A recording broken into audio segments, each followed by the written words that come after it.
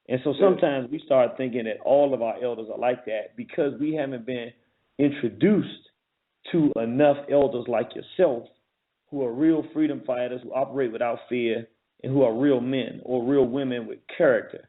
And so on behalf of all of our family, I want to say this to you, and I know that everybody shares this sentiment because we've been talking about it.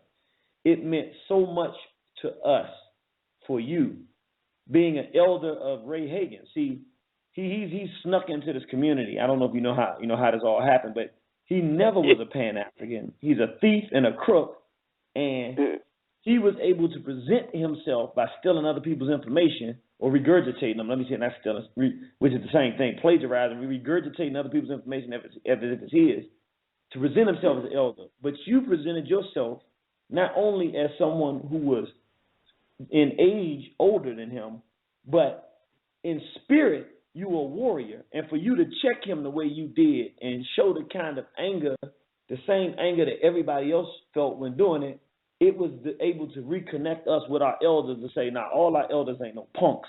We just got some bad seeds out here, you know? Yeah. Yes, sir.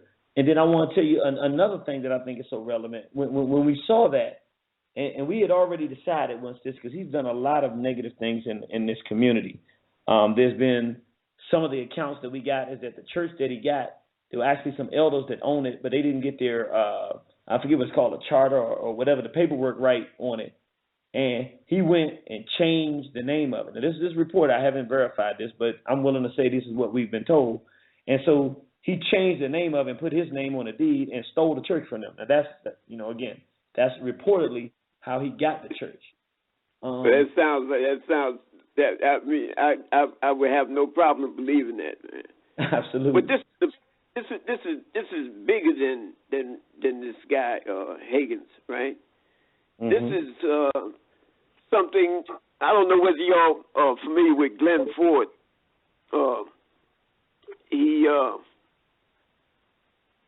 The Black Agenda, Black Agenda report, and he has this position about the black misleadership class. Mm-hmm. Yeah. And I think, Hagen is just, he's a small part of that class, I mean, this is, we have a serious issue about misleadership, from Obama on down, right? The Congressional Black Caucus, Did you say Black They voted almost unanimously to rearm Israel after they killed all those Palestinians over there in Gaza. They voted to arm the police in this country, right? That's right. With all that military equipment that we saw in Ferguson. Right. That's right. And they knew that they would be using that for the black community, and there was only 7 of them that didn't vote in a way that allowed that to happen. So overwhelmingly, they supported the militarization of the police, which will be used to come into the black community and kill black people. Yes, exactly. And this goes all the way down the line. In New York, the biggest group of correction officers on Rikers Island, which is one of the biggest jails in the world. The largest group is not white men, not even white women, not even black men, but black women. They are the largest group of correction officers on Rikers Island in our jail system, right? Blacks have become the dominant group in the police department in New York City. And so, I mean, color is suddenly,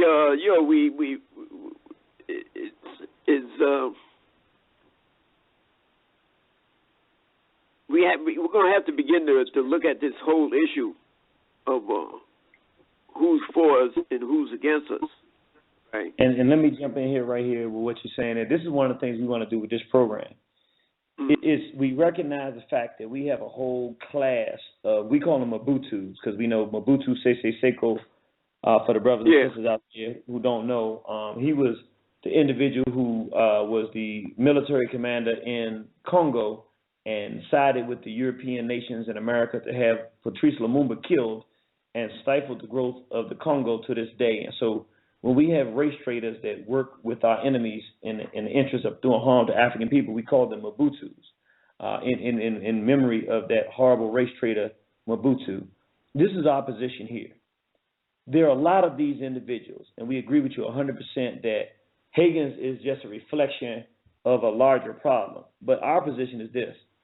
We can't always deal with the whole problem at once, but we can start somewhere. And our position is we need to make an example out of this individual, because what he did in public in a way that everyone can see, everybody can understand what he did and understand how detrimental that is to our movement and our progression as African people by justifying the murder of our children who have not done anything to be murdered. He's giving license to whites and giving license to whites to continue to murder us, and giving license to black people to sit idly by while our people are being killed. He's saying throw your hands up and recognize the fact that you don't have any rights. For that, we believe that it will only be our responsibility and justice, since we know that brothers like Fred Hampton and brothers like Brother Malcolm and brothers like other brothers, many brothers and sisters were killed because of race traitors who used their positions in close proximity to other black people to then get harm done to our leadership. We feel like it's time now for us to find a way to start rooting them out. And our position is this. Right now, the primary two individuals that they've been sending out over the last 20 years to get us calm and collective anytime we get angry about our abuse have been Jesse Jackson and Al Sharpton.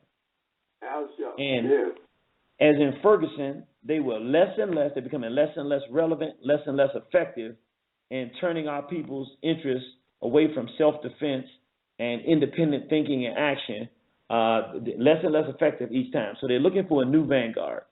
It is our opinion that Ray Hagins, the pastor and officer, is an individual who's been picked or been primed or groomed for that position. For those that don't know, right now what Ray Hagins is doing is he's trying to come up with some law that basically says if a police officer is so many feet from you that he's not supposed to fire. This is what is such a travesty in that situation. This is the same way when the Black Power movement was going strong in the late 60s.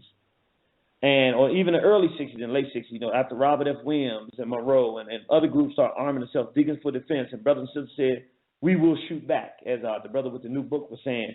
When we started doing that, in order to get our people to believe that these Mobutus or that these fake leaders that weren't really independent and strong and aggressive and black, these turn the other cheek guys, were real leaders, they passed what they called the Civil Rights Bill, which didn't get us anything in the moment. The only thing that made them make some adjustments is when the Black Power freedom struggle started, and you had the insurrections in Watts and the insurrections all across this country in Detroit, and when brothers and sisters were shooting back and firing back in Chicago. And then, in order to appease the situation so that this whole thing didn't pop, they started giving the little opportunities in the government and little jobs and things of that nature, and making life in America a little more reasonable for African people because they had to, or they was going to face a full rebellion. In this case, we're facing the same thing.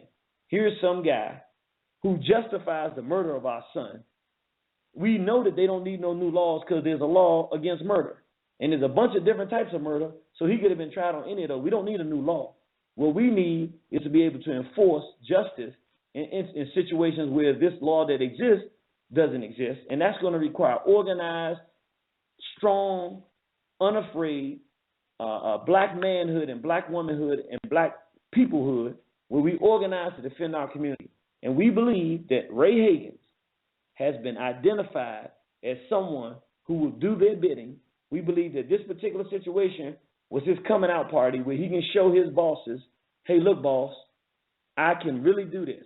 And we also believe that what they do, because we don't have the proof on this, but how often do we have the proof? We have to go with what we see. What we believe is that what they're doing now is they say, you go ahead and do this. Don't worry about the backlash you get, because when we have the power and the means to quiet folks down and put you out front as a real leader before our people. And before that happens, our position is we need every black nationalist, Pan-Africanist organization, individual, every black conscious person, every black person who's concerned about what's going on in our community, and every group in every city around this country to make it impossible for this guy to land in any city or town in this country and breathe this message that black life doesn't matter. We want to make it impossible so that we not only shut him down, but all the rest of these Mobutus and Uncle Tom race traders realize that the only way they're going to be able to talk like that is on CNN or one of them MSNBC, but they will not be able to hit the ground and come in front of our people and talk this madness, or they're going to be confronted. And so we're trying to organize now. We want at least 10 people, and hopefully multiple organizations, hopefully more than that, but at least 10 that are committed in each city. We want to do a roll call. Which cities are on board? Which cities are on board to say that this guy who sat with the elder who was falsely convicted of a crime he didn't commit, was put in jail, had to come out and organize, and there to organize the brothers to make it a better place for them, to come out in the community and then organize for our people. He's been doing this for years. I called this elder this morning to check on the program. Do you think he was asleep? Nope. Do you think he was fiddling his thumbs? No. He said, brother, I'm working out. I'm at the gym. So the brother still in the gym. You cannot have people who will go and justify that our warriors, in front of our warriors, elders that have fought for us, this brother here expects us to fight. He fought. He don't expect us not to fight too, because we all have the same race to fight for. And so we want to shut this guy down in every city around the country. And so first thing I would like to ask you, Elder, what do you think about us looking at it in this way and choosing this opportune time moment to make a statement about someone who's crossed the line in our community? I think necessary. This is absolutely necessary, man. Glenn Ford called out Al Sharpton this morning. He called him King Rat. And those of y'all that are familiar with the Sharpton methodology, we have a catalytic event that in which somebody gets killed, and the first thing he does is get his grips on the family, get them on a platform in front of a microphone and the cameras, and he's standing right there soaking up the camera and the microphone. And then he organizes these marches so that the people can vent. And then after the people vent and feel like they've done something, then he marches on to the next catalytic event or catastrophe. And this is all this guy has done. And what it does is it diffuses the anger in the people.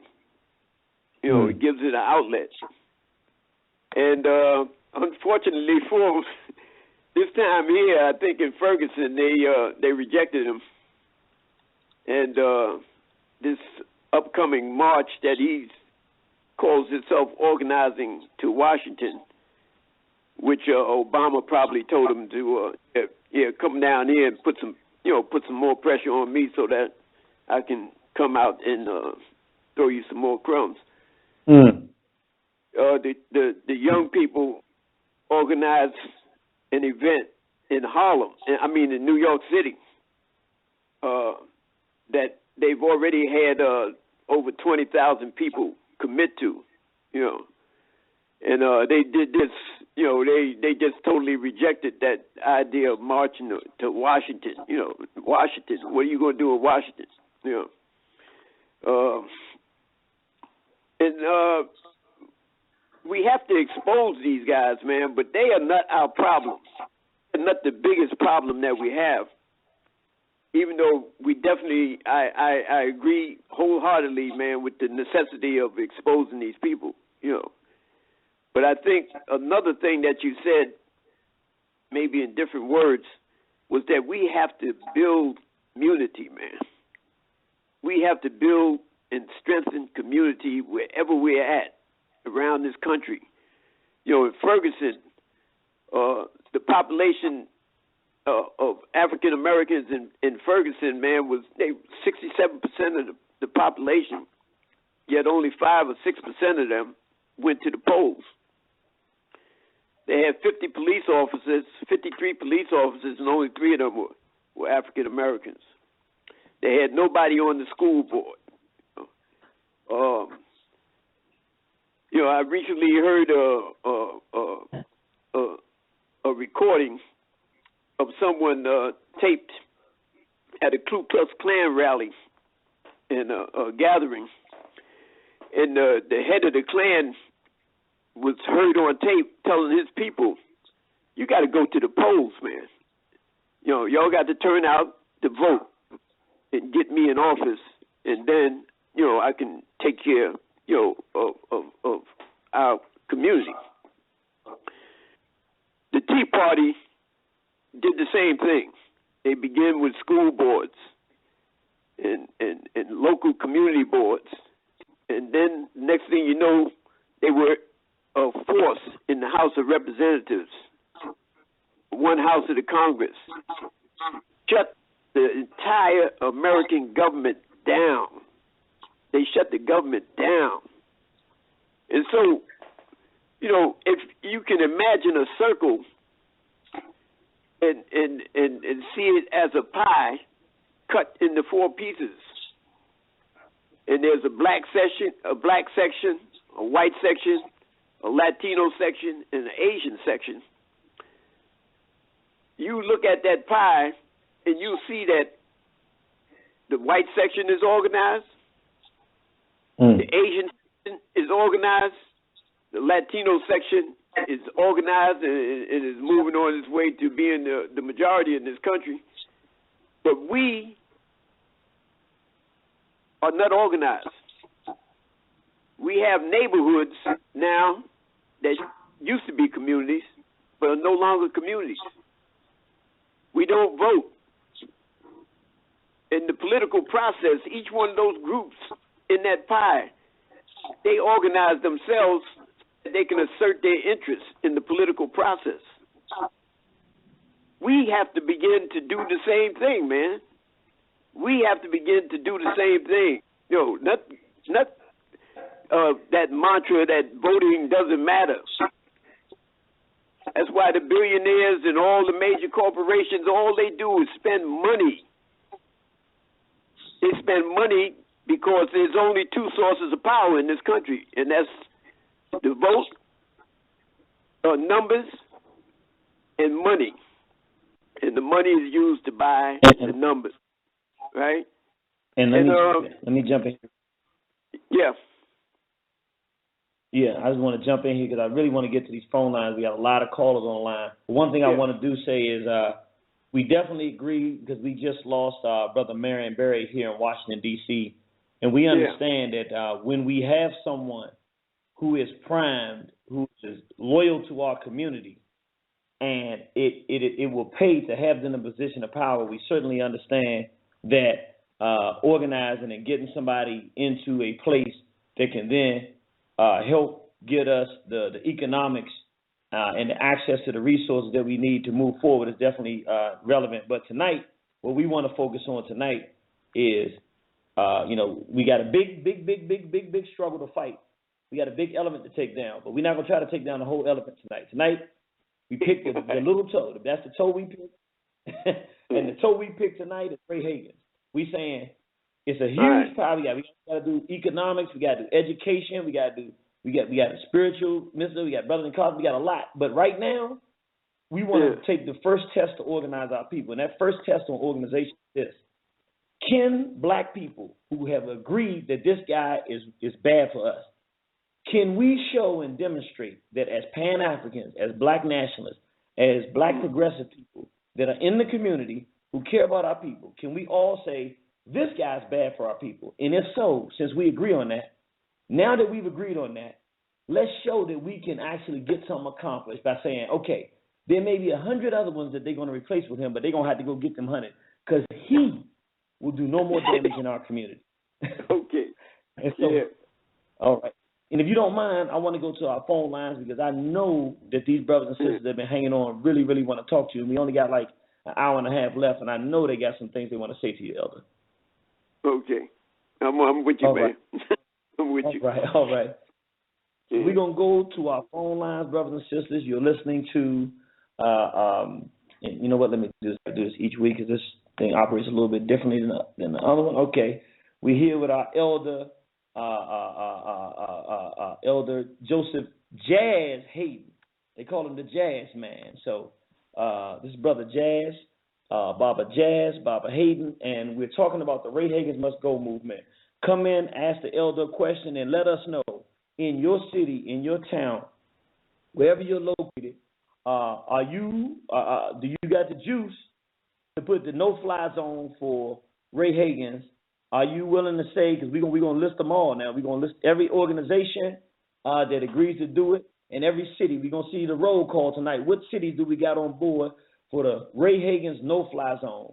You can't come into this city and go before our people and talk anymore because your time in this community as an operative in the interest of these Europeans is over. So we're going to go to our first call, 6883. When we come in on the line, you know we always do it. The one rule we have, we don't use the N-word. And we come in with our greeting, praise Nat Turner, glory to Garvey, and long live the spirit of Dr. Khalid Abdul Muhammad. 6883, you're live. 6883, praise Nat Turner, glory to Garvey, and long live the spirit of Dr. Khalid Abdul Muhammad. 6883. 6883. Going once, going twice. All right, I'm going to come back to you. All right, let's go to, let me see. Okay, 3 now. Okay, let's go to 85. Oh, wait, let me see. No, okay, here we go. 9417. Praise Nat Turner, glory to Garvey, long live the spirit of Dr. Khalid Abdul Muhammad. Praise Nat Turner, glory to Garvey, long live the spirit of Dr. Khalid Muhammad. This is Brother Senefer in Atlanta. Peace and blessings to the brother Hayden, man. I'm awed by just hearing your story, man, and knowing that you're one that they've tucked away. They didn't want us to hear too much about, but briefly, I just I wanted to make sure that everybody was still had that same energy, man, that they had when this video came out, because too often we will turn the other cheek, or we'll have some Christian spirit movement where he said I'm sorry and that's it, but we can expect the same thing again, man. And I'm still bothered by it, and as well as I watched the video on when he was teaching or talking about and mentioned Eric Garner. I don't know if you saw that video where there was even more justification of even that incident to say that the law was just in what it did. Yeah. And so you saw that, right?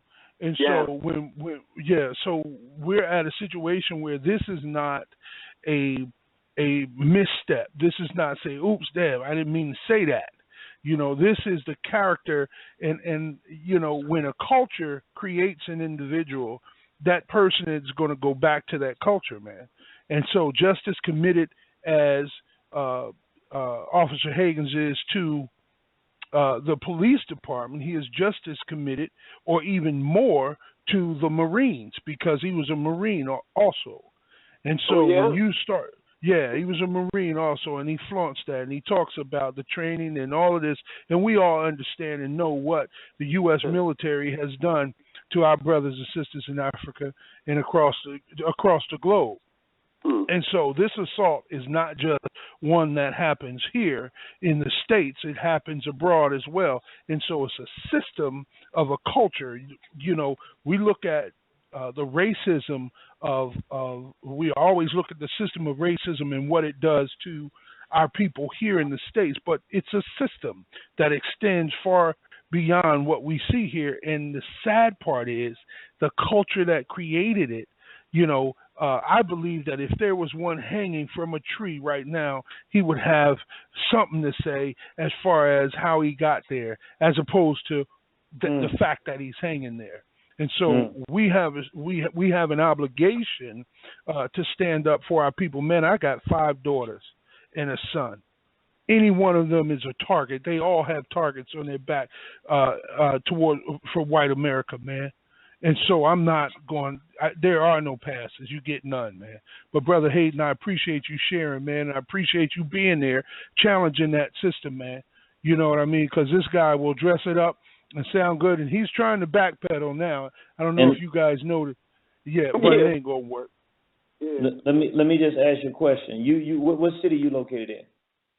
I'm in Atlanta. This is Brother Sinefra. This is the brother that was part of the village with Liam last year. Let me ask you a question. All right, you in Atlanta, and that's one of his main strongholds. My question to you, on the line, in front of everybody, are you going to help us make Atlanta a no-fly zone? Bro, we already talked about that. I'm already in, brother. You asked me how we was going to do it, remember? No, I'm not. And I told you, I'm down. We want to do the list. Wait a minute, we want to do the roll call right now. So I'm asking you now while we online. All right, so we got Atlanta, Georgia online for the roll call. Now you had just asked the elder a question. No, I know. How much you appreciated what he was doing. Yeah. Okay. Exactly. All right. Well, thank you for the call in, brother. We got Atlanta on the no-fly zone. We definitely appreciate you in here, brother, and we will definitely see you on the battlefield. Thank you. Peace. Yes, sir. All right. You want to say anything to that, brother? Oh, no. I mean, he was very clear. Okay. All right. Very clear. Yes, sir. All right, we're going to go to 6883. Praise Nat Turner. Glory to Garvey. Long live the spirit of Dr. Khalid Abdul Muhammad. Greetings. Praise Nat Turner. Give it to me again, brother. I always forget the middle part. Praise Nat Turner. Glory to Garvey. Praise Nat Turner. Glory to Garvey. And long live the spirit of Khalid Muhammad. How y'all doing this evening? Fantastic. This is Andrea of the House of Confronting, and I just want to extend thanks and to the elder for telling his story and for really being one of the strong elders in our community. And that's slowly fading away. So it's refreshing to hear an elder speak out and be strong and try to organize as far as what he feels we need for the people.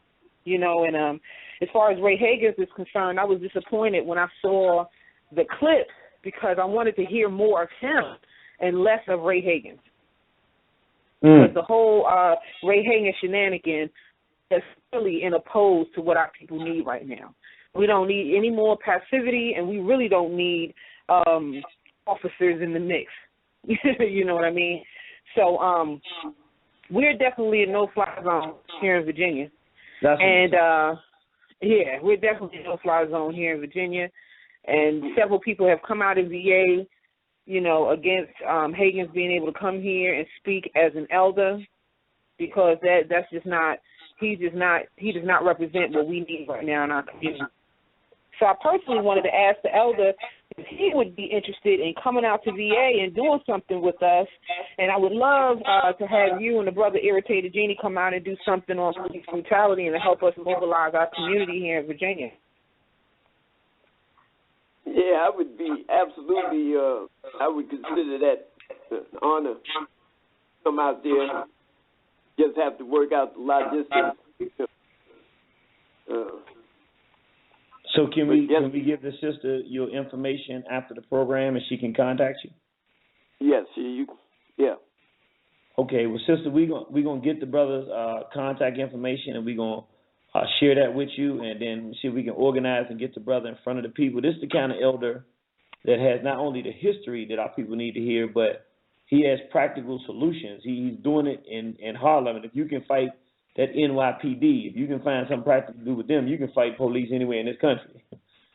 Absolutely. Absolutely. I listened to the story he gave about his history, and, you know, he taught me something tonight, you know, so I'm definitely honored, you know, to be on the phone with you, and I'm really happy that you came out to and to share some of how you're mobilizing and what you're doing for the community, and I would love to share that with our community here. So definitely got to get together and get that moving. Okay. All right. Yeah. All right. Thank you for calling in, sister. We love you. We definitely see you on the battlefield. Thank you. See you on the battlefield. All right. All right. So we got 2 no-fly zones. We got Atlanta, Georgia. We got Norfolk, Virginia, the Tidewater area. Here we're going to go to, I just saw 7099. Praise Nat Turner. Glory to Garvey. Long live the spirit of Dr. Khalid Abdul Muhammad. Khalid Abdul Muhammad. 7099. Going once, going twice. All right, they're just tuning in. Let's go to our next phone call. 8510. Praise Nat Turner. Glory to Garvey. Long live the spirit of Dr. Khalid Abdul Muhammad. Praise Nat Turner. Glory to Garvey, and long live the spirit of Dr. Khalid Abdul Muhammad, man. What's going on, brothers? How you doing, soldier?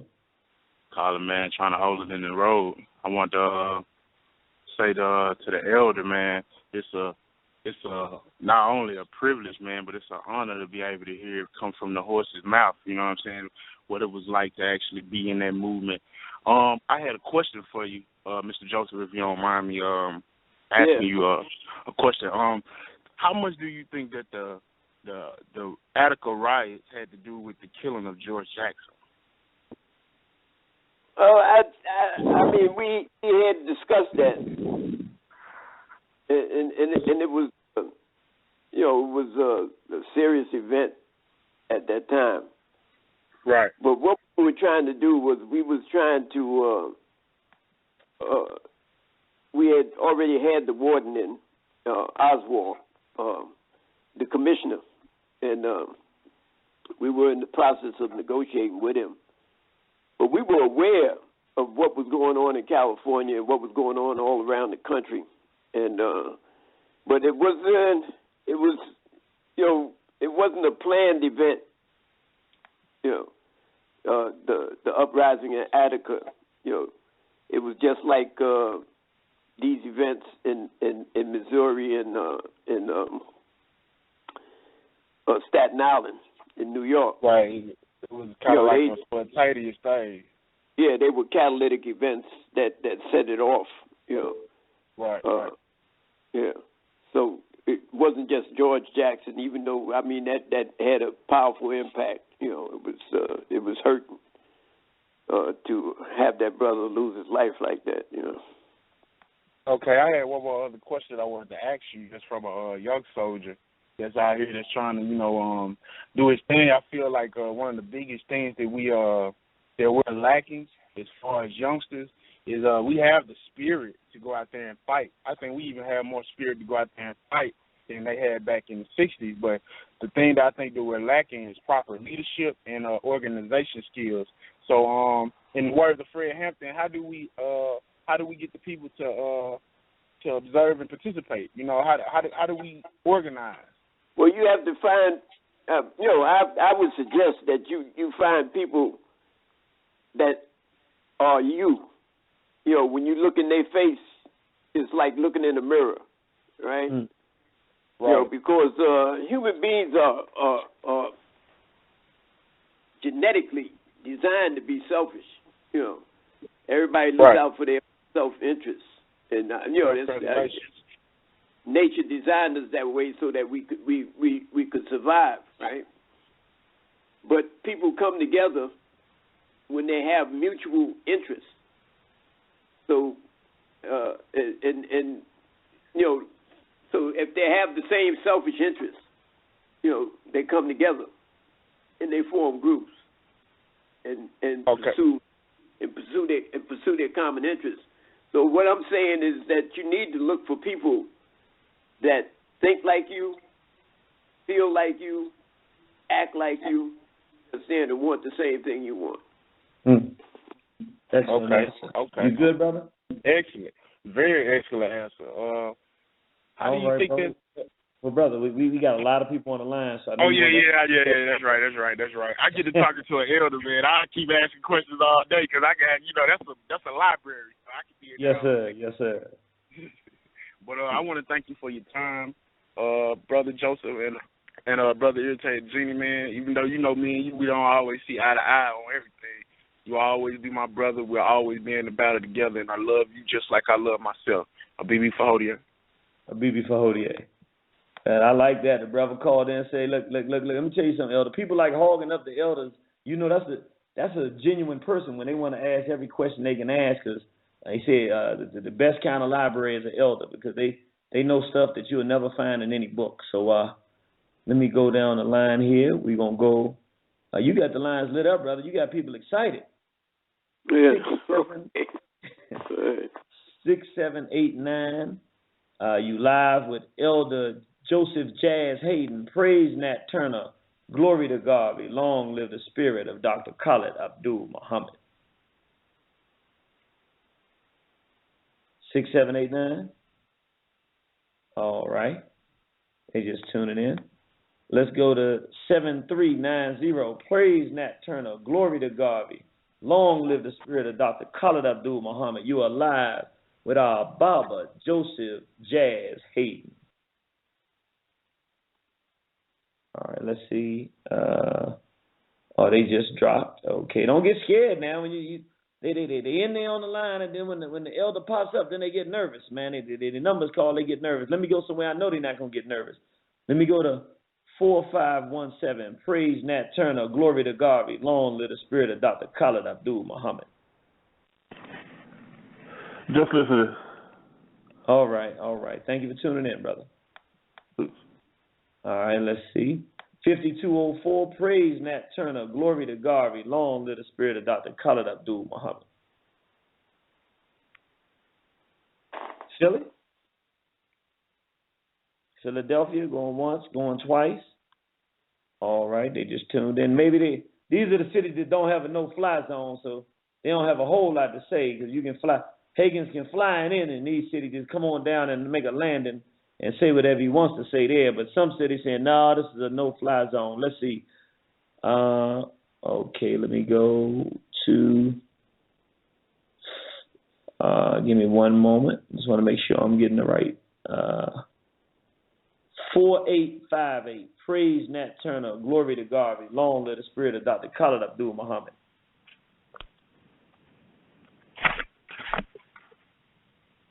$48.58. Turner, glory to God, long live the spirit of Dr. Khalid Muhammad. Bibi Fahodie. Bibi Fahodie. This is Sister Manya, mental goddess. All right. From Atlanta. And we got the no-fly zone for the Fagins around here, too. Uh-oh, there we go. We're not having it. Elder, peace to you, and thank you for sharing and spreading the knowledge and letting our people know we can get through this fight, because we are the strength that we need is within ourselves if we just unite. Irritated Genie, I'd like to thank you for everything that you teach us in your spirit and everything you give to us, brother, everything you teach us, every word you say, it's informative and we need to know. And I just wanted to say peace to my people, and I love them. All right.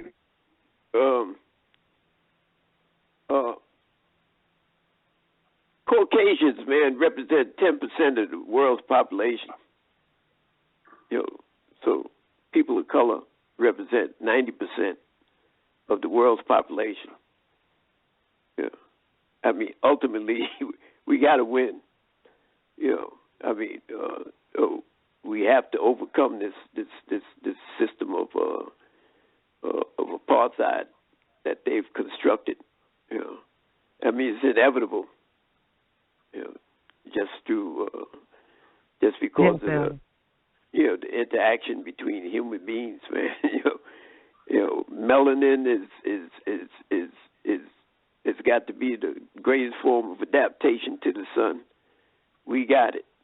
You know what I'm saying? So we better equipped to survive in the sun than anybody else. So it's just a matter of time and strategy and tactics, how we can speed up the process. That's right. Mm. All right. All right, sister, you got anything else you want to say? Sister? She gone. Okay. She gone. All right. So she tuned in. She said Atlanta is a no-fly zone. That's what I'm talking about. All right, let's go to 8769. Praise Nat Turner. Glory to Garvey. Long live the spirit of Dr. Khalid Abdul Muhammad. Just listening right now. All right. Fantastic. All right. Well, let me go to the next call here.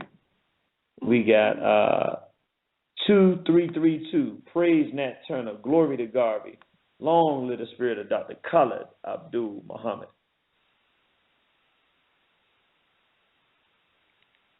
All right. You just tuned in. I got a bunch of ones here, so I'm assuming you calling from Skype.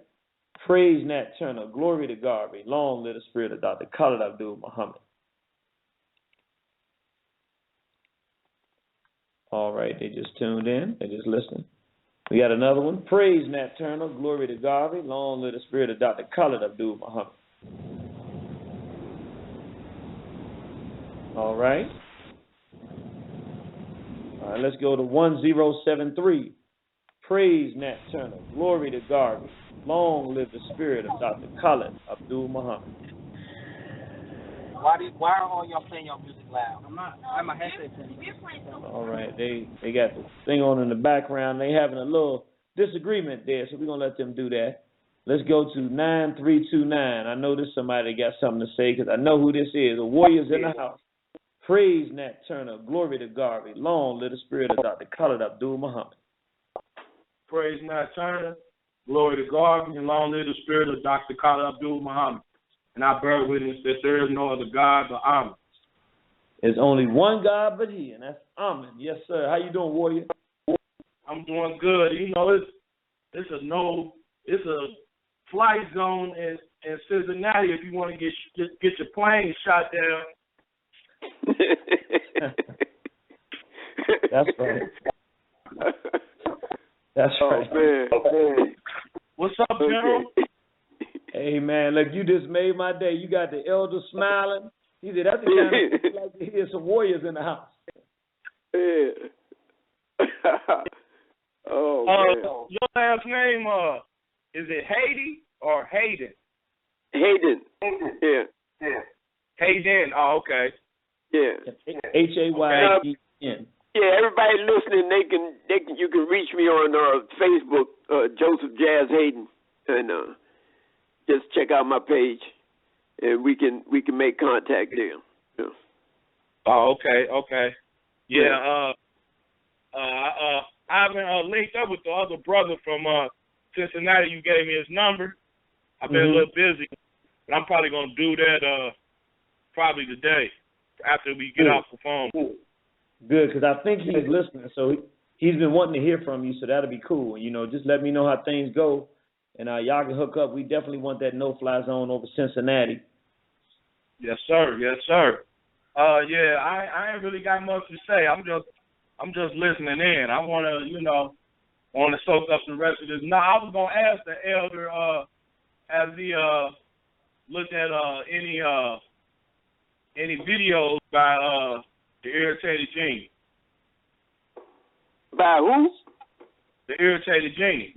That's me. That's our organization. We do videos about the. Oh yeah. I've looked at the ones that you sent me, and I found them very good. Yeah. Oh, he's talking about those videos were the ones with Ray Hagins. He's talking about the videos we do about racism. I want you to check out that fighting the entertainment poltergeist. All right. Check that one out, man. That's a real good one. That's a real good one. Yeah, you got a lot more, but I definitely want you to check that one out.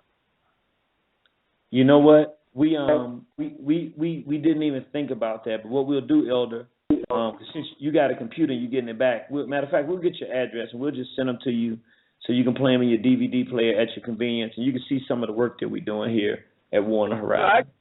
I still, I have a laptop and it's just my big computer, my Mac Pro. Oh man, you just hurt me. When your Mac go down, it's hard to breathe. Yeah, I got an iPad, iPhone. When your Mac go down, the MacBook Pro get a problem. That puts a lot of pain on the brother. That thing is a very powerful tool. Yeah, it hurts. Yeah, you got anything else you want to say, brother? I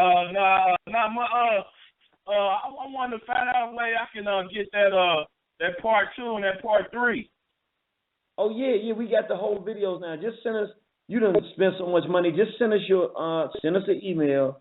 Send us your full address, and just state in the email that Irritated Genie said he'll send me out a complimentary copy of the 3-part Fighting the Poltergeist series. We'll send you the whole thing in the mail. Okay, all right, General.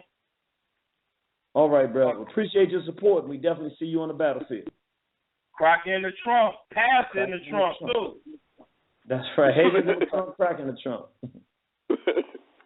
Oh. Yes, sir. All right. We'll go to our next call. And that's one thing we'll do. So you have a computer where if you get an email, you can download video? Oh, yeah, I got all that. Yeah. Okay, we'll send it to you through the email. That way we only have to spend time, and you can just check out some of the work we do, and if in your leisure.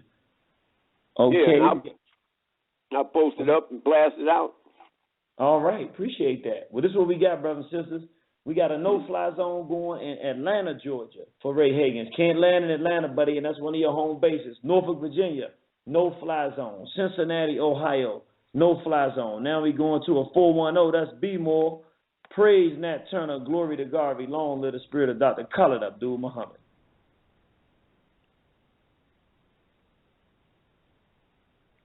(1021) going once, going twice. All right, and you don't have to. I'm putting the pressure on you. But if you don't able to have a no-fly zone, you can still pick up the phone. Even though I'm gonna be leaning on you to see where we can have a no-fly zone. Let's see. 0833, you live on Warner Horizon with our esteemed elder, Baba Joseph Jazz Hayden. Praise Nat Turner, glory to Garvey, long live the spirit of Dr. Khalid Abdul Muhammad. All right.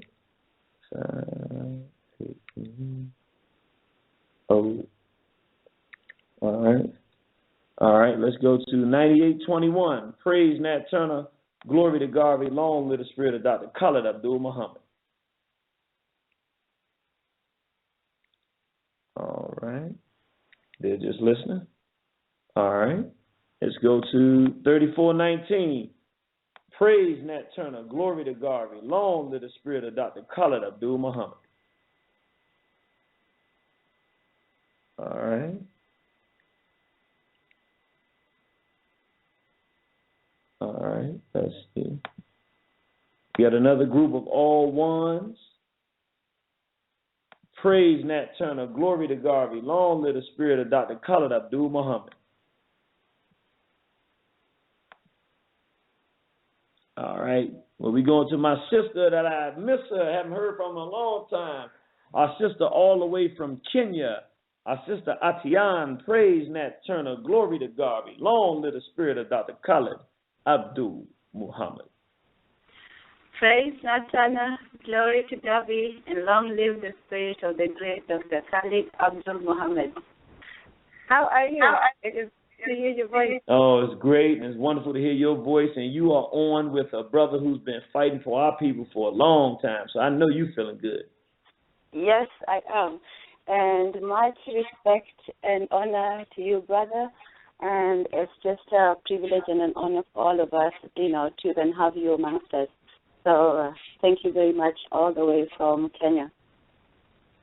Thank you. My question was, I was going to try, what is the level of infiltration that we can have in the beast or the system that we can still fight him?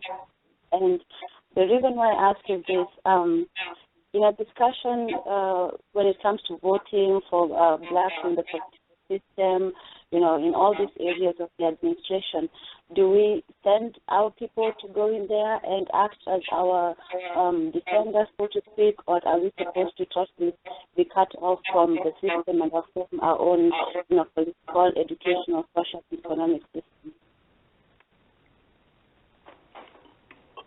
So, did you hear what she said? Yeah, I heard it, but I didn't understand it all. But Well, yeah. Okay. Let's say when it comes to voting, one could say that, for black people to vote for a system that is inherently corrupt is to participate in the system and to almost further it in a way. So there are those who would say that, we shouldn't participate in the Voting Act at all, or, when it comes to the educational system, we shouldn't put our children in the system at all. And there are those who say that, we need people in there to, fight for us and to almost, know what is going on. So... Yeah. I got you. I got you. Silence is consent. Silence is consent. They've done in this election cycle this year.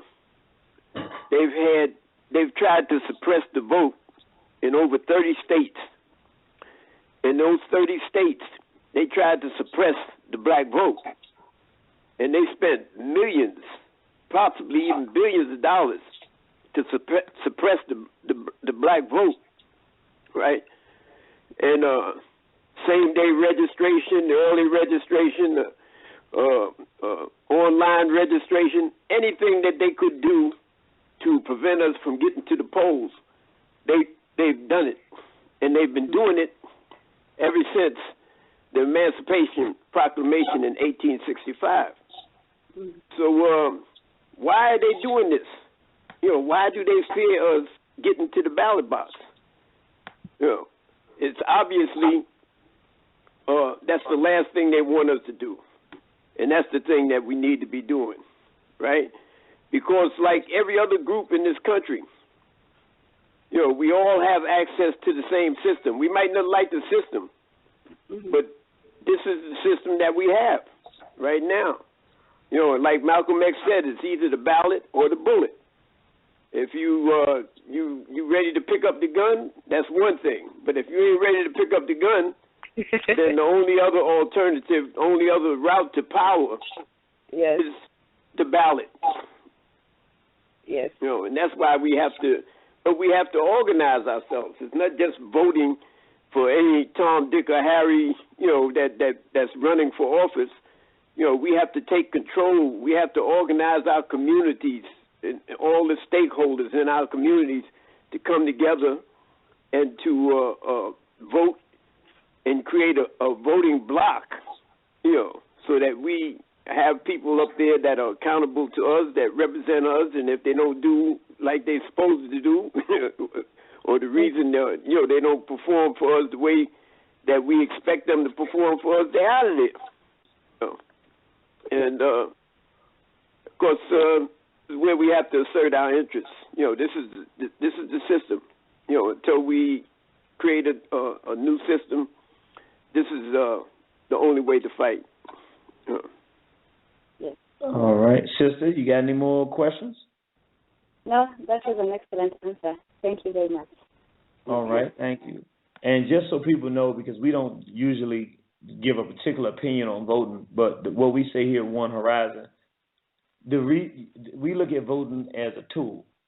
So if you look at a shovel, if there's nothing to wipe up in the street, you don't shovel. So in other words, in this last national election, as far as we were concerned, the choice between this mulatto who hates black people and promotes all kind of filth on African people around the world and supports the Israeli racism in Africa and in other parts of the world, it would make no sense to vote for him, and it would make no sense to vote for Hillary Clinton. So in that particular situation, we would say there was nothing to vote for. But in a situation, and particularly for black people, we're talking specifically what has worked politically for us. the best politicians for black people are freedom fighters who don't want to be politicians, who we put and force them into office. Good example, and we use them because it's so timely, Marion Barry. Marion Barry didn't come from wanting to be a politician. He was a freedom fighter. And he had a lot of influence in Washington, D.C., and the people talked him into it. He said, I hate politics. I don't want to deal with this stuff. I want to help the people. They said, Marion Barry, if we get you in a position of power, you can take their money and give it to your people, and then your people can be in power. And so he used it as a tool. We, during that time, had something to vote for, so it was worth voting. But in a situation where you have a bunch of bad guys and none of them, and you're not organized to hold anybody accountable, then that's a situation where you say, well, your vote is not going to make a difference because you can't hold anybody accountable anyway. So the most important thing for us is whatever tool is on the board at the time that can work in our benefit, we should use. So we never tell anybody to throw voting out altogether. But if you're in a place in a time where there's nobody to vote for that does anything, then if you're going to vote, that's when you need to find somebody who's already a freedom fighter and loyal to our race, like Adam Clayton Powell, Harold Washington, Cynthia McKinney, who care about our race already, then force them into that position to take that power, and then we hold them accountable. All right, so let's go to our next call here. 2828, praise Nat Turner, glory to Garvey, long live the spirit of Dr. Khalid Abdul Muhammad. Baby for Holier, family, Black Power. Praise Nat Turner, glory to Garvey, long live the spirit of Dr. Khalid Abdul Muhammad. Praise Nat Turner, glory to Garvey, long live Dr. Khalid Abdul Muhammad. Calling from L.A. is definitely a no-fly zone here for Gay Hagins. It's not going down. They know how. That's what I'm talking about. Just calling in, letting the family know I support them. So that it is what it is. Compliments of feet on the ground is Brother Rahe Rule, getting it in. Black Power. All right. Black Power. Can I ask you one question, brother? Sure, family. We listing all of the cities where it's a no-fly zone. Are you already on our email list, or are you on our Facebook? No, I'm not. Okay, so we got this number here. Would it be okay? Because what we're doing is we tracking his movements. Anywhere he goes in this country that we find out he's going to be, we call an affiliate of that city and say, hey, he's going to be out there. What do y'all need to make this thing happen? We want at least 10 people out there in advance. Right now, you're the only person that we have for the Los Angeles region. Would you have a problem with us contacting you if we find out he's going to be in L.A. to give you that information so that we can organize this and make sure he's not there? Oh, please do, family, by any means. You know what I'm saying? All right. Appreciate it, Warrior. Appreciate you too, family. All right. Black Power. Black Power. We got him on West Side. West Side coming in here saying, don't come out here with that foolishness. All right, let's go to Yes, sir. Yeah, I got people all over the country too. So, when you find out what its travel and schedule is, let me know, and we can hook these people up. The people that I know with the people that you know. So let me ask you this. Yeah. Am I to interpret that as that your city of Patterson, New Jersey, and New Jersey is a no-fly zone for them as well? No, I'm not in Patterson, New Jersey. Oh, you in Harlem? I'm from Harlem. Yeah. Okay, so if he tries to come to Harlem, is Harlem a no-fly zone? That's definitely. Yeah. No question. Yeah. All right. Like, you didn't hesitate on that one, did you? No. That's beautiful. So what we'll do that. Every time we find out where he's going to be, we're going to let you know, so you can let your people know all around the country where he's going to be.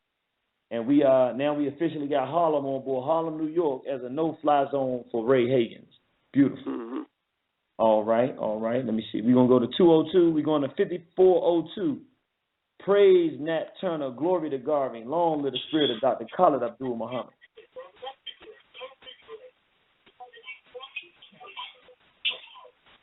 $5402, going once, going twice. All right, they're just tuning in. All right, 7390. Praise Nat Turner, glory to Garvey, long live the spirit of Dr. Khalid Abdul Muhammad. 7390, going once, going twice. All right, they just tuning in. We got a Skype caller, praise Nat Turner, glory to Garvey, long live the spirit of Dr. Khalid Abdul Muhammad. All right. Let me see. I think I know who this is. I know this brother gonna have something to say. Oh yeah, praise Nat Turner, glory to Garvey, long live the spirit of Dr. Khalid Abdul Muhammad.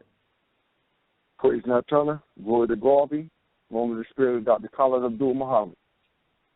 My Praise brother, how y'all doing tonight? Born, we doing fantastic. We got Connecticut in the house. You doing your program tomorrow night?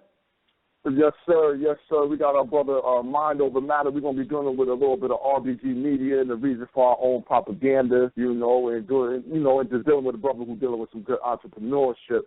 But, I'm just listening tonight, and I'm just glad to hear the brother Jazz Hayden on. I had the pleasure of speaking to him one time through a brother from Father's Advocacy. And me and the brother spoke for a minute, just chopped it up a little bit. It was a while back. But I'm glad to hear him on the line. Yeah, good to hear you too, man. Yes, sir. Yes, sir. I got to get your number back. I've lost a lot of different contacts, but I'm gonna definitely get back with you. It's a pleasure to hear, to hear you on. I was glad to see you in the venue with Ray Hagins and have somebody there checking on. Personally, I just had a couple of the youth, probably about 30 minutes to an hour before the show, watch the video, and you said you could stomach on for about 5 minutes and knew what it was. I'm telling you, the babies was on them after 43 seconds exactly into the clip. The babies like, wait a minute, hold up, what who is this you got us listening to? So, and as I said, before halfway through, both of the babies was like, yo, listen, that's a police. That's a Christian cop. Like, listen, I don't know what's going on, but that's a cop. Yeah, like that. Yeah. So it was a good. I'm glad that you was there to check them. They were happy to have somebody there at the same time checking on. It was good to see the elders, especially with all those youth that was inside in the audience. When you asked them the question, yo, which one of y'all ain't here would be getting shot in the back by the cops and turn around and come back? Yeah. And they all sat silent. So, we know what the mind of the youth is, man. And, you know what it is up here in New Haven, man. Elm City, man, there's no fly zone all day. Make sure that I'm plugged in. If we coming in the area anywhere in Connecticut, we got the soldiers out here. And we're brave enough to go in there. We're glad to see the brother Sean Bay. We're glad just that War Horizon is willing. We got to start stepping out where if we want to secure our community, one of the main things is that we got to secure from those who look like us, who come in to harm us. And, that's right. And one of the things, though, that I wanted to mention about Officer Hagins is that he is so much in the limelight. Like, we can see him so well, then I wonder what he's hiding. Who is he hiding else in the community? Mm-hmm. Because he's so much on the forefront, we can see him easily. So that let us know and to be aware that it's more than just a Ray Hagins in here. Well, let me just throw this out there because again, I'm not saying that these individuals specifically stated that they agreed with his position on this thing, but these are individuals who established and stated that they have loyalty to Ray Hagins. So again, they're not on the no-fly zone yet, but since you brought it up, I do want to say these names. We have Booker T. Coleman in New York City. We have Kidi Obiawadu, who was on the same radio program that Hagins was on when he called it karma and didn't make any statement suggesting that was inappropriate. And then he's getting a lot of support from the African History Network, and that's Brother Michael Imhotep. Now, when I talked to Brother Michael Imhotep, he said he had not watched the video yet, so I do not know what his position is going to be with Ray Hagins after that, but he gets a substantial amount of support. He comes on almost a weekly basis on Mike Imhotep's program, the African History Network, and he gets a lot of support from that venue. And I don't know if this is going to have any impact on that or not, but these are individuals, again, Booker T. Coleman, Kidi Obiawadu, who stated that he saw the video and he's still going to support Hagins and he's aligned with Hagins and didn't have anything to say about what Hagins said about that. And also Michael Imhotep, again, I talked to him after the video was out, but he said he hadn't seen it yet. And so he had not been able to make a decision based on that. So I don't know if he continues to support Ray Hagins after that. He needs to have seen it, because I told him, you got to watch this. You know, everyone is watching in the community and decisions are going to be made on this. So he'll make that decision. So those are just some other folks that we have to look at and see, are they going to rubber stamp this kind of behavior in the black community? And then, you know, we have to consider what we do after that. But right now, on the chopping blocks to be run out of our community is the officer and the pastor, Ray Hagins. Yeah. Well, you know, our family, like I said, you know, we definitely already been looking at him. He already had the side eye a long time ago from, you know, from the letter that he put out on Ashra, which was, I don't know, at least 4 years ago or more. He put the letter out on Ashra, and since that point in time, he was somebody who, you know, I never listened to him anyway, because he was a Christian pastor, but coming around and going back and forth to New York and just looking at certain things that's in the quote unquote conscious community, he is there, and he's always been on the outskirts with me since that point in time, you know. So right now, people, you can't, ain't no more straddling the fence, because he's placed himself into a box saying that we, the officers, are trained to do this to black people. Yeah, we. Yeah. That's right. He didn't say we. He didn't say we are continuously shot dead in the street by police officers. Yeah. No. He said we police officers are trained to shoot and pull the trigger until the threat is neutralized. Until the threat is neutralized. It's did you hear what he said right after that? He said, listen. He told the youth to listen to me good. I said, and my babies were sitting here, and they was like, hold on, did he just say we the police? And then he said it again after he said, listen to me good. See, one thing that I know about a magician, a shyster, a trickster, that's what they do. They tell you to listen good because they don't want you to hear what they're saying. It's a game. And then he played the game up the beginning by telling them justice is not for one person. Whatever the hell dumbness he said about justice, which was a magic scam to make the people in the audience feel like, well, we shouldn't be looking for no individual. We shouldn't be doing that. Yeah, justice is a result of the evidence. The evidence is 100%. Oh, man. Like I said, the babies after 43 seconds, he said that at the beginning. When he said that 43 seconds in, the babies had me stop the tape. Yeah. So that says enough about it, you know. But thank you, Brother Jeannie, for being on. Like I said, tomorrow we'll be on Black Power Block. We'll be having the brother Mind Over Matter from RBGmentality.com. He'll be coming on. We'll be dealing with, you know, media, propaganda, the reason that the Pan-African community must control our own propaganda, control our own media, and also dealing with entrepreneurship and just, you know, just get it in with the brother. He got a good story. He was down for 18 years, home, doing, you know, and doing a good thing, doing a good work. Beautiful, beautiful, beautiful. So we appreciate that. That's on the same network, brothers and sisters. It's blogtalkradio.com/War on the Horizon. That'll be tomorrow night from 7 to 10 p.m. You want to tune in to the Black Power Block with Brother Bourne tomorrow night. Appreciate you, soldier. New Haven, Connecticut, and all of Connecticut is a no-fly zone. We appreciate you. We love you. We definitely see you on the battlefield. See you on the battlefield. BB48. BB48. Now, let me ask you a question, Elder, before we go to our next call. How important do you think it was that this brother has youth looking at what this Mobutu race trader is doing and having them make their comments to understand what a Uncle Tom looks like? How important is that? Well, it's important. I mean, shit, it's very important. I think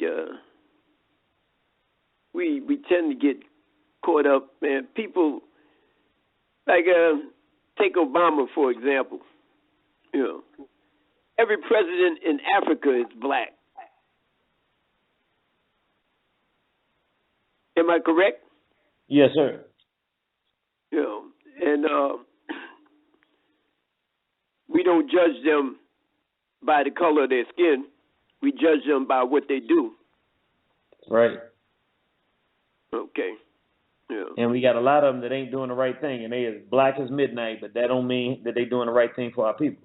Yeah, but so we got a little confused, man. The masses of the people here, or people of color, got confused about Obama, man.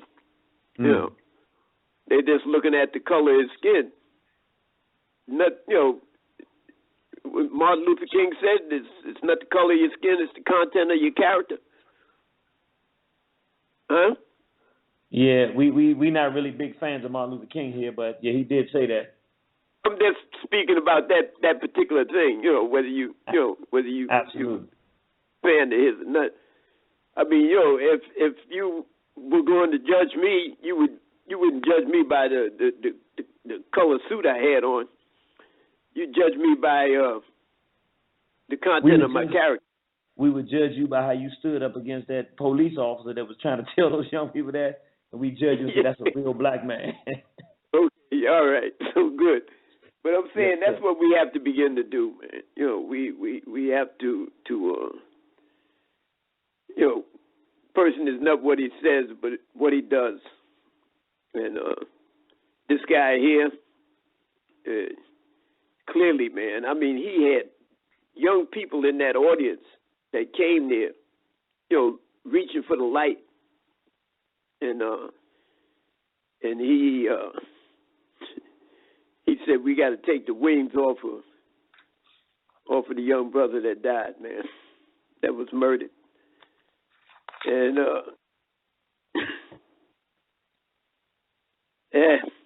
I don't know. Yeah, it's and I understand where you're coming from right now. I'm gonna tell you why I say that. Yeah. When I watched it, I'm gonna tell you how bad it was. This is how bad what he did was. I knew that it was wrong, but it was so bad that when I watched it the first time, I had to turn it off because in my mind nobody could be that far off in the wrong. I was like, even this guy who I had nothing but I despised him anyway. But I'm like, even he, I didn't even think it was possible for somebody to be this open and opposite in the direction of what happened. I had to watch it again just to be able to wrap my mind around how racially treated. I'm gonna tell you the part that really got me the most. Most race traders know what they can say and can't say to the audience that they're in. He didn't even have the ability to recognize that when you're in front of a black nationalist or Pan-African or freedom-fighting audience, that the people are already predisposed not to like police. And that you can't just openly advocate that police are cool without any, even if you want to do that, you have to say, we know that police brutality exists and police do lie and brutalize our people. If you don't put that caveat out there, you lose everybody, even if you didn't go as far as he did. So it's like, he don't even know the pulse. He not one of us. He don't know how our people think. That's a sick, the stuff he said, even though we're showing our gratitude to him by making sure we shut him down and he can't continue to speak to our people, the weight and gravity of what he said to our people in that, I still don't think it's been properly explored. Well,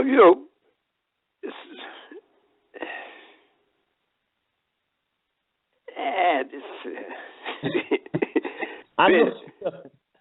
This guy is. I had to walk out of there, man. I left. I left the entire audience there, because there wasn't a level of outrage that I felt should have been there, and so I walked out. Well, let me ask you this, because this is what I think is an important question. In 1785, 8277, 1249, I'm coming to you right now, but I want to ask the elder this question, because I want people to see how important it was to have freedom fighters and real men and real women who will stand up in present and accounted for at local community organizations. So let me ask you this. If you had not been there and challenged him, do you believe that anyone else would have successfully challenged him and resisted that? Well, nobody came forward. Nobody said a word, man, in opposition to what he was saying. And I think that's what inspired me to leave, I don't know, maybe they were still processing it, but I imagine there were other people in the room that felt the same that I did, Yeah, but my point is this. I don't think there probably was over half the room that felt that way, but it's a difference between feeling that way and, like you said, character, standing up, which you did, and challenging him in the middle of what he was saying, so much so that he had to try to start, don't talk to me that way, and all these kind of fancy strategies, not knowing who he's dealing with, not knowing he might get knocked upside his head. He didn't know that. He didn't understand that. But trying to throw his weight around as if he's somebody with great importance, but not realizing he was dealing with somebody that has resisted police brutality and has stood up for our people, so you wasn't going to back down, which to me, it's another lesson in this for us, brothers and sisters. See, not only do we got to run him out, but see, we got to understand the elder's position.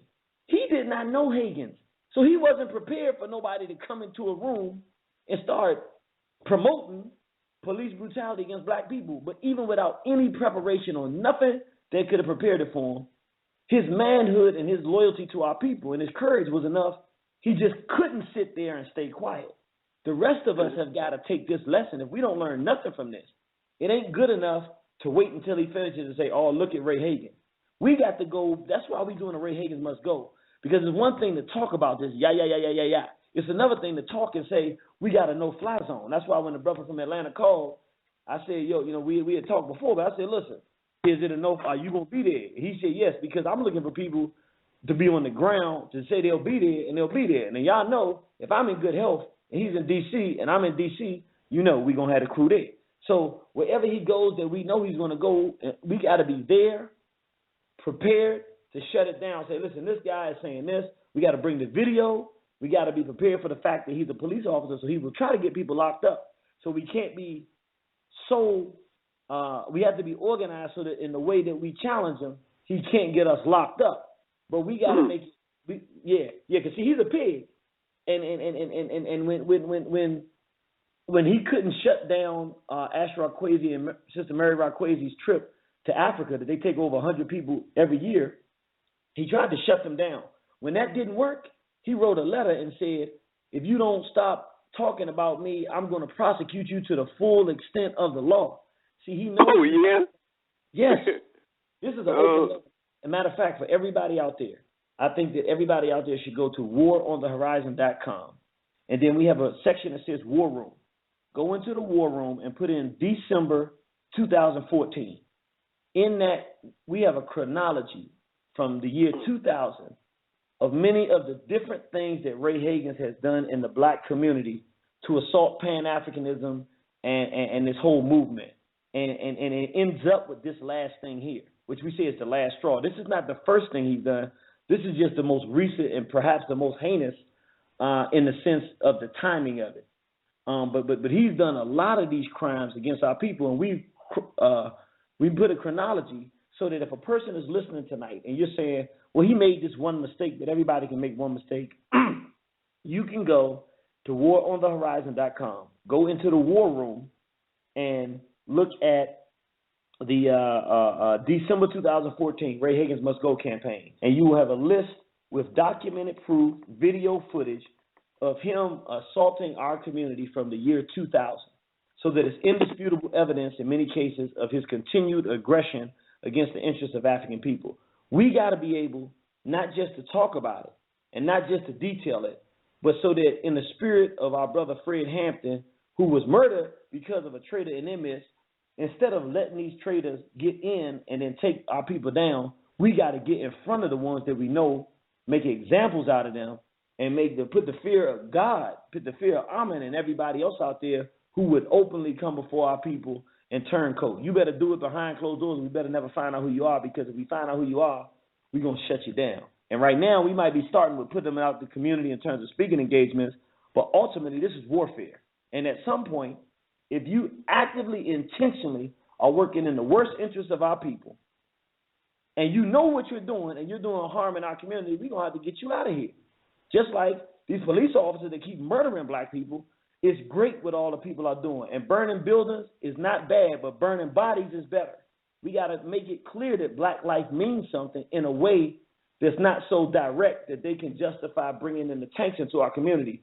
But you know, it's a lot of lonely roadside roads, a lot of dirt fields that's lonely right now for some of these murderers of our people, and we got to get that through our mind. How we gonna organize this and get it done in a way that doesn't bring back the heat in our communities and destroy our families? Let's go to 1785.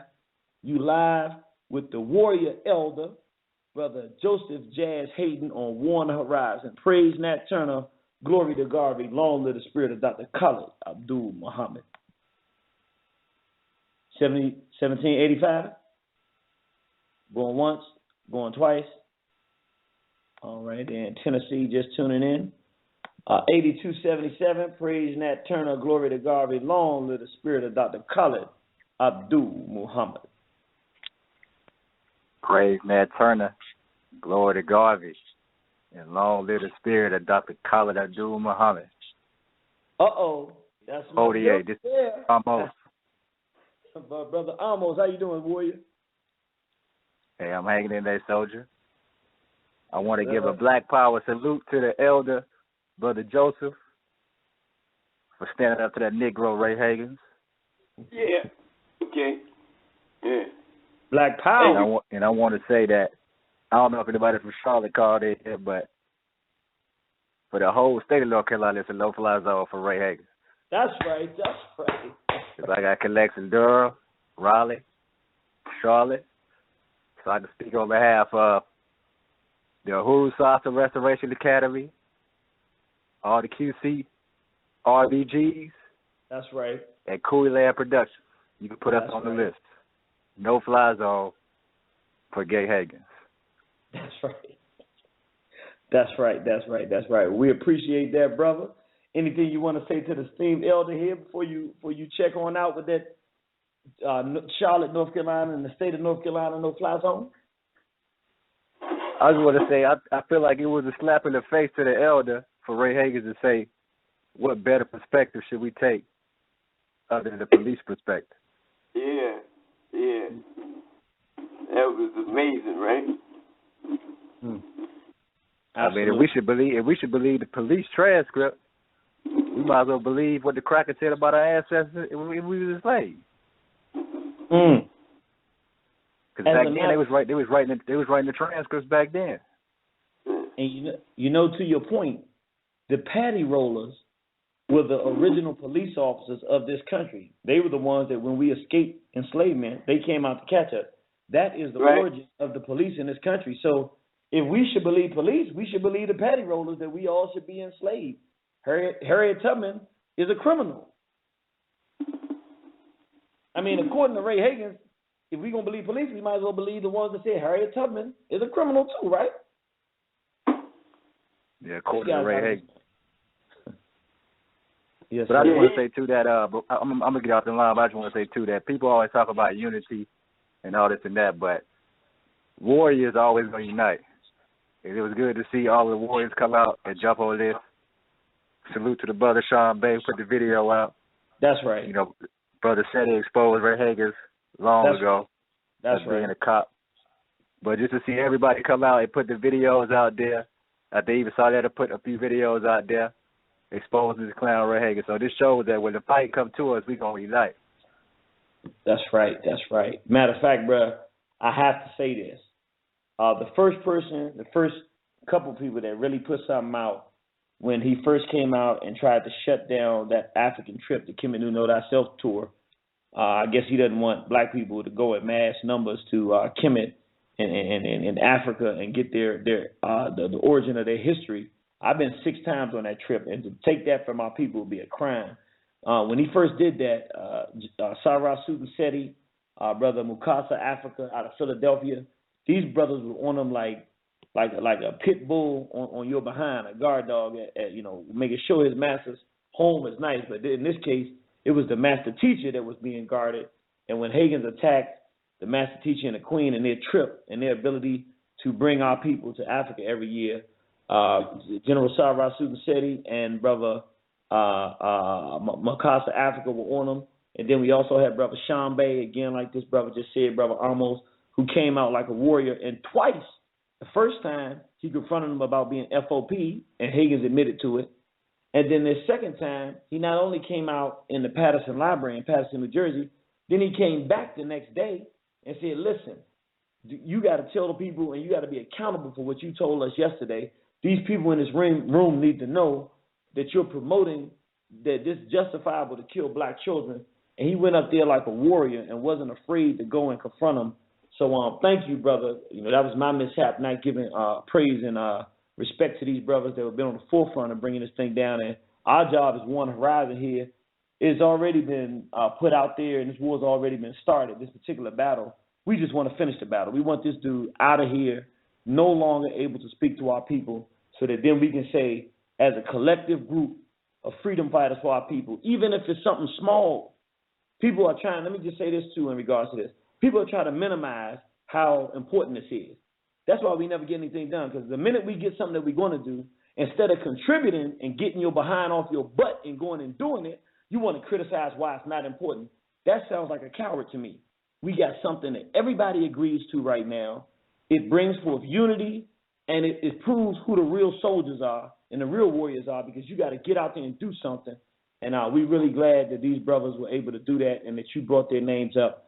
We want to give proper credit, and collectively, as a Pan-African, black nationalist, black progressive circle, as conscious people, we can say this guy can't speak to a conscious community of black people at all. And I want to thank you for that point. Very important, brother. Yes, sir. And salute to you, brother, too, for bringing the elder on and continue doing the work that you do, brother. All right. Thank you, man. We definitely see you on the battlefield. Be before the Be before the That brother makes excellent points there. Let me go to 1073. Praise Nat Turner, glory to God, long live the spirit of Dr. Khalid Abdul Muhammad. 1073. 1073. Going once, going twice. All right, they just tuning in. All right, now I think that's all of our callers on here. Let me see. I don't think I went to this 1255. I'm going to come to 1255.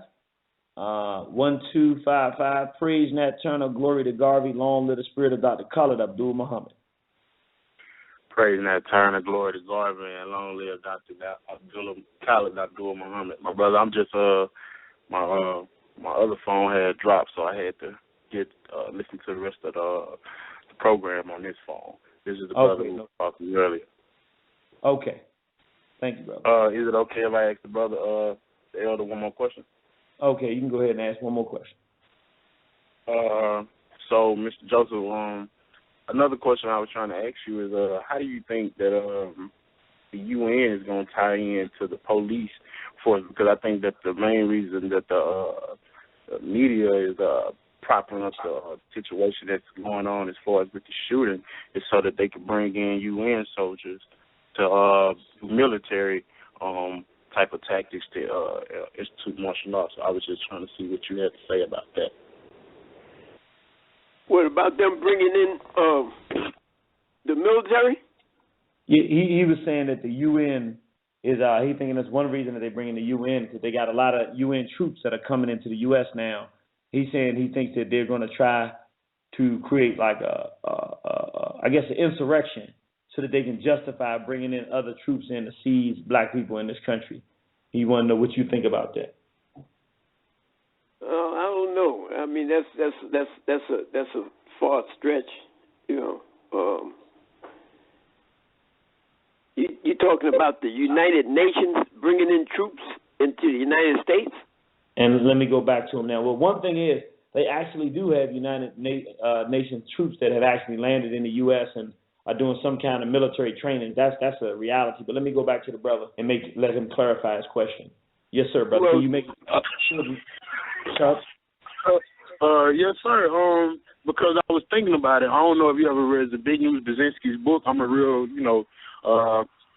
real academic person when it comes to, politics, political science. And I read Zbigniew Brzezinski's book, and he was talking about how that Americans would never go for being taken over, because the ultimate goal of democracy is to bring totalitarianism, from my understanding. And if you look at Zbigniew Brzezinski, who is Obama's head advisor, he's a totalitarian. So he's talking about how the strategies they use. Brother, let me do this. I don't want to go. I definitely think it's a great topic for a conversation, but that really ain't what we're talking about tonight. We talking, and I appreciate the question. I think it's a good question, actually. I think it's actually a topic for conversation because, unfortunately, as much as I hate the conspiracy theory stuff, we're actually in the time and the age of major conspiracy. The Ebola that they're taking over to Africa, they're taking it there. It's not a disease that's coming out of Africa. They're giving our brothers and sisters diseases. We have information showing that these things are really happening. So this is relevant stuff to talk about, but not on tonight's program. Tonight we're talking about, and I ask everybody, keep in mind the topics that we're dealing with. Ray Hagins Must Go Campaign with the Honorable Guest, Elder Activist Baba Joseph Hayden. And the brother talked about Attica, so certainly the stuff he was talking about political prisons was definitely relevant, but that's what we're talking about tonight. So we want to keep the topic, keep on topic. Well, I think, and anybody that wants to call in and make any comments, you can still call in. The phone number is 347-850-1836. Again, that's 347-850-1836.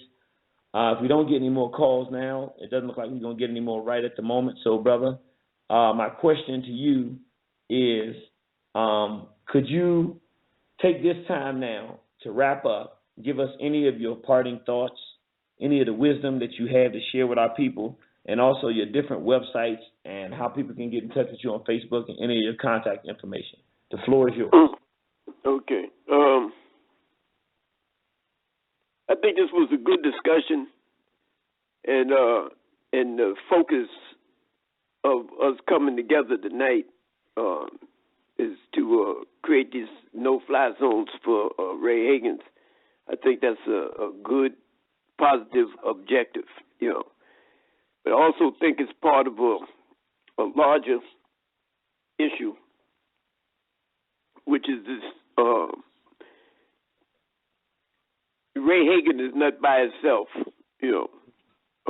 There's a whole bunch of them. There's a whole corporation of them out there, And I think, I'm hoping that the impact of focusing on Ray Hagin will serve notice to the rest of them, to the Al Sharptons and the rest of them, that there's a group of us out here that are conscious of the role that they're playing, and hopefully that will get them out of our face, and stop addressing our kids and expose them for what they are. And so I think that's a good thing that will come out of this here. Other than that, I want to keep this focus on. I don't want to stray away from this here because, I tend to see things in the big picture. And I'm trying to come up with a strategy that will solve all of our problems, right? Bring us all together and as a unit, and so that we can speak in one voice. And I guess that's an issue that's going to have to wait for another time, right? But right now, I'm in 100% agreement with y'all, and you have my support. And whatever I can do to promote this and to make this happen, you can depend on me. And that's about it. Yes, sir. Yes, sir. Let our brothers and sisters know about your websites again and your Facebook page, how to get in contact with you. All right, my Facebook page is Joseph Jazz Hayden. And And you can also contact me at allthingsharlem.com. I have a website up, allthingsharlem.com. And I think those are the two.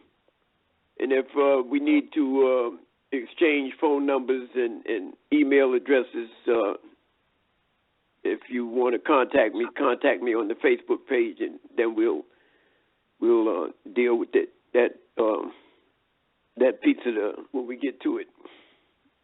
But I'm here for you, and your fight is my fight. My fight is your fight. Well, we appreciate you, Elder. Definitely appreciate the time that you spent with us tonight and all the wisdom you shared with us. And we'll definitely see you on the battlefield. Okay, man. Love you guys, man. Yeah. I love you, brother. Okay. All right. Bye-bye. All right. That was Baba Joseph Jazz Hayden, one of the activists who was a major organizer and actually got out 5 days before the Attica insurrection. A brother who's been in the community, out here working on behalf of our people, and who stood up without any warning or any preparation to this Uncle Tom Ray Hagins. So we're going to go back down the roll call list and talk about the cities that called in tonight with the no-fly zone, and we also know that we have a couple of more cities that's on here, so let me write those down here now. And all right, this is what we got. We got a no-fly zone for Ray Hagins. Again, we encourage everybody to you can go to connect with us on Facebook. It's Didon Kimathi, and in parentheses it says Irritated Genie. So I'm the Didon Kimathi with the parentheses behind it says Irritated Genie. So that's how you know they forced me to take my name off from Irritated Genie to slow us down in terms of reaching out to people and having exposure. So now it's Didon Kimathi, and then in parentheses it's Irritated Genie. So that's how you can get in touch with us. Connect with us on Facebook so that you can stay abreast of what we're doing. What we're doing is organizing with real people that we know, or if we don't know them, we put people in connection with one another so that when this guy hits the ground in any city or municipality around this country where we have brothers and sisters who are activists, this is going to be the first test of this new movement. I want y'all to hear me when I say this. We've been talking about we want to unify. We've been talking about unity. We always talk about it. Now we have something that's an actionable item. We don't have something that we need to sit around and debate and come up with all kind of clever reasons why it's not important. That's not what we're here for. Because those people that talk like that are not real people. They're not committed race warriors. They're either jealous individuals or they're individuals who are not serious about something. We have something that is measurable, active, and all it requires us to do is get off our behinds and have the courage to confront evil and wrongdoing.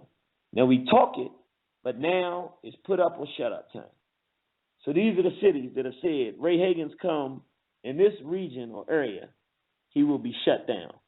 We have Norfolk, Virginia. We have House of Conscience on board with that. We have a few people from the Atlanta, Georgia area. We have Cincinnati, Ohio. We have Los Angeles. We have Harlem, New York. And that's our Baba Joseph Jazz Hayden that says he's on board. So, and he says he's got brothers and sisters around the country that if this Hagins individual decides he wants to come in, that he can contact them and he'll have his folks out there. And we know he's been in the freedom struggle for some time, so he's got more folks than we might know and some elders who can now get back in a relevant way so that we can have our first victory in this movement. Because to be honest, a movement requires movement, and we have not had movement. The first victory that we would have would be a victory. And the beautiful thing about putting Ray Hagins out of this movement, it will be a victory for all different groups.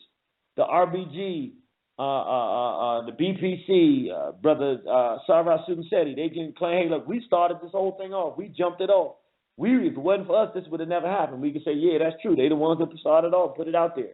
You have the whole Pan-African community that's seen this and gotten upset. We can say, if we wouldn't have got involved and organized together on the ground, this wouldn't have been possible. So the FTP movement, they can say, hey, look, we was the ones on the ground in different cities following this guy saying, you're not going to spread that filth to our people and confronting them face to face. We got brothers like Shambe and that whole New York New Jersey crew, you know, they like taking credit for every daggone thing. So, hey, they can take credit here and say, look, we jumped this thing off in Jersey. I was the one who stood face to face to him, filmed him, and then said, you can't do this in our community. So we got different regions that can be involving themselves. On Warner Horizon, we can have the honor of saying, hey, we were on that last leg of it, and we finally worked and organized our people to put the finishing touches on this dude.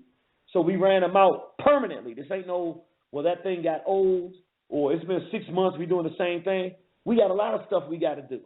But brothers, when you got a sister you want to meet and talk to, but you got to do something for your mother, you find a way to do both of them. Because you're not going to miss out on her that night because you hoping you're going to get lucky. But you're going to get your mom what she needs, but you're going to see her too. Well, ain't no reason we can't do multitask in this regard too. We got a lot of work that we need to do, but in addition to doing the work that we need to do, we got to get this guy out of our community. So that's what we're talking about, everywhere we find him. So we got Norfolk, Virginia. We got Atlanta, Georgia. We got Cincinnati, Ohio. We got him on West Side, Los Angeles. Los Angeles says, no fly zone, Hagen. Don't land your plane here.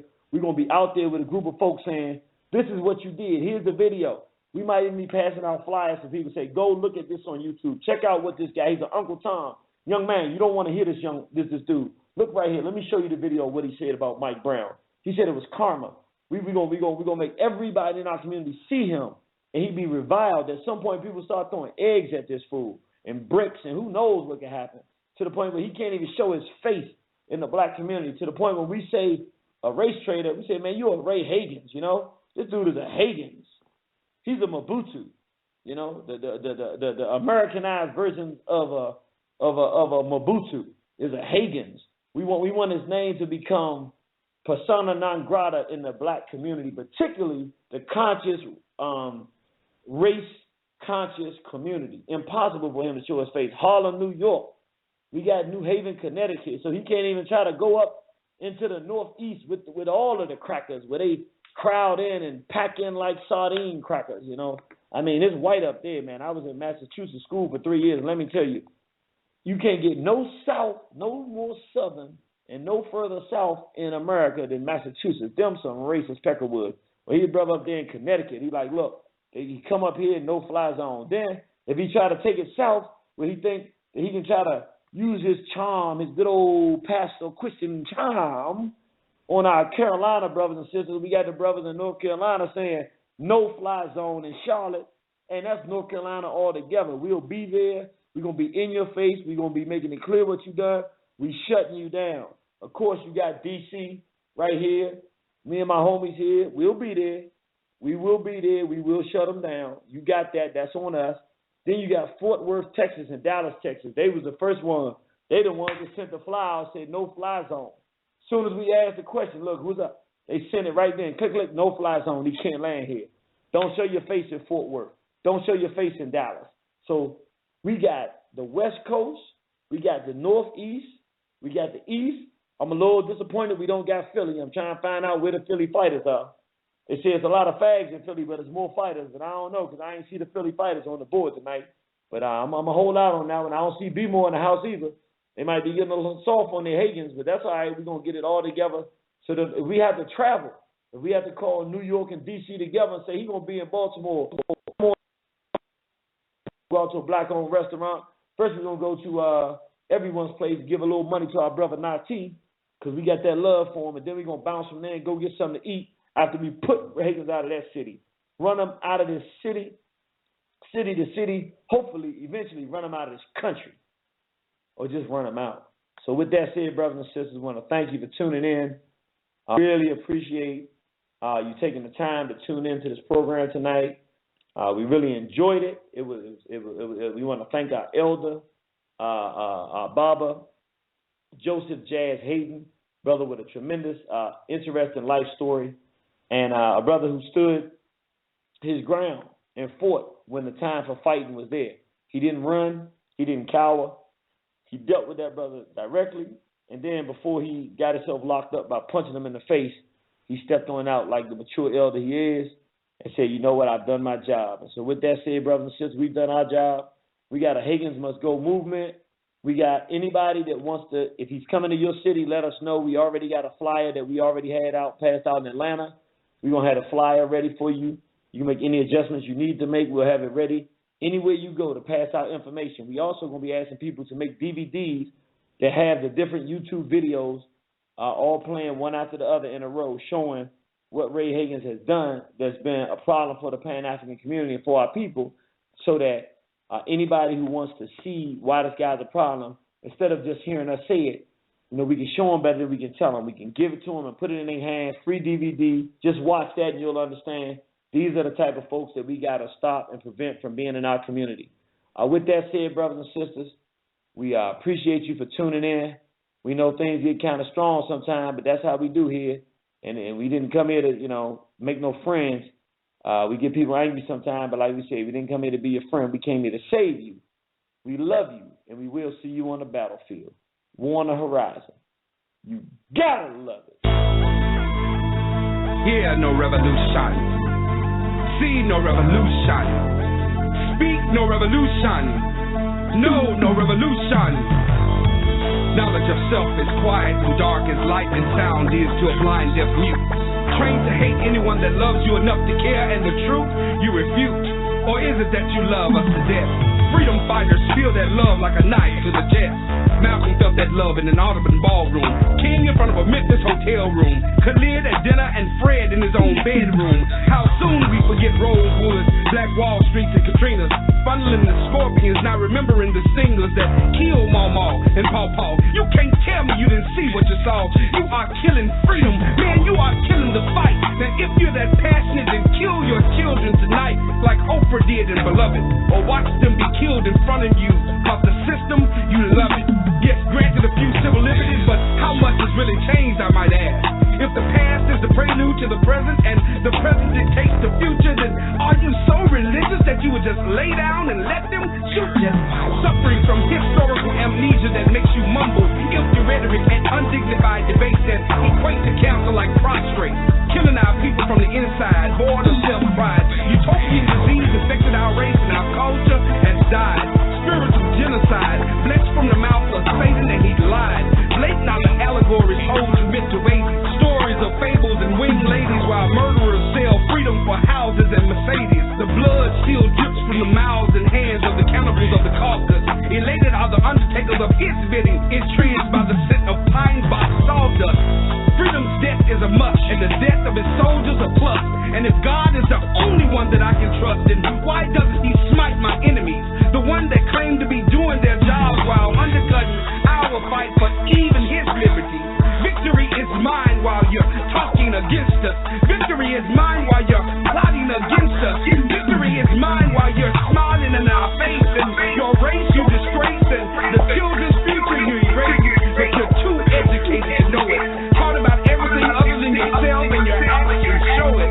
Screaming, don't wake me up. I don't want to know the truth. I don't want the solution. Manchurian candidates programmed to kill the revolution. When the cracker can no longer touch us, he will pay some Negro to do so. Therefore, beware of the Negro who longs to be the overseer, for the overseer will purposely oversee your death. Oftentimes, Negroes putting black power to rest. Idolatry stab kings. Banners rusted, redirected the people's dreams. Ancient 800 snitched and lied on God. Two slaves snitched to the cracker on Denmark feces. Fred Hampton and Mark Clark were set up by William O'Neill. Winnie was working hard, but Nelson made the under-the-table deal. Gene Roberts knew of Malcolm's pending death. Sharpie was paid to bring Lumumba's life to a rest. Khalid Muhammad was shot by James Beck. Louis Tackhorn instigated beef between the Panthers and U.S. Quick looking at his best. Sambo Negroes, all up and through our race. A. Philip Randolph refused to help Robert Williams during the kidney case. Black entertainers with modern-day blackface. Thomas Fields tried to kill the leader of the RNA. Dr. Perry spied on black troops in L.A. back in the day. Panther Party full of black rats. Julio Butler and Foreman on Geronimo Crack. Somebody should have split his head. For that, there's nothing less than treason. Bootlick and Tom Negro searching for financial reasons. Or maybe it's nothing more than fear. When you die, I've shed so many tears of joy. Will somebody please kill that Thomas Hayden boy?